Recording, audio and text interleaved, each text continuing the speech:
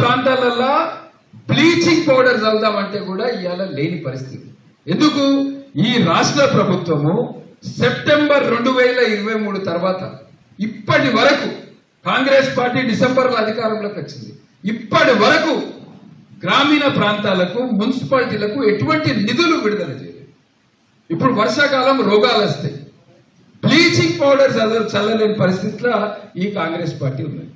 ఇక మన ఎమ్మెల్యే 8 నెలల నుంచి మంత్రి పదవి ఎప్పుడు వస్తుంది, ఇవాళ మంత్రి పదవి వస్తుందా, రేపు మంత్రి పదవి వస్తుందా? నాకు ఇది చూడలేక అనిపిస్తుంది. మనమందరం కూడా ఆయనకు మంత్రి పదవి రావాలని కోరుకున్నాం. ఎందుకంటే ఈ బాధ చూడలేకపోతున్నాం.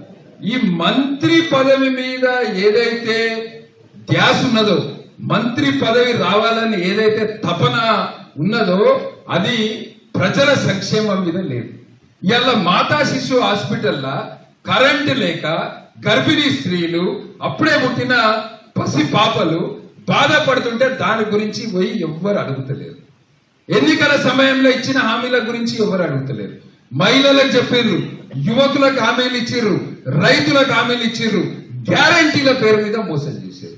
దాని గురించి మాట్లాడతలేదు. 100 రోజులల్లా ఎల్లంపల్లి బాధితులకు నష్టపరిహారం ఇప్పిస్తా అన్నాడు. మంత్రి పదవి తెల్లారులైతే మంత్రి పదవి, రాత్రులైతే మంత్రి పదవి మీద చర్చ కాంగ్రెస్ నాయకులకు. స్థానికంగా ఉన్న సమస్యలను మొత్తానికే గాలి కుదిలిపెట్టేసి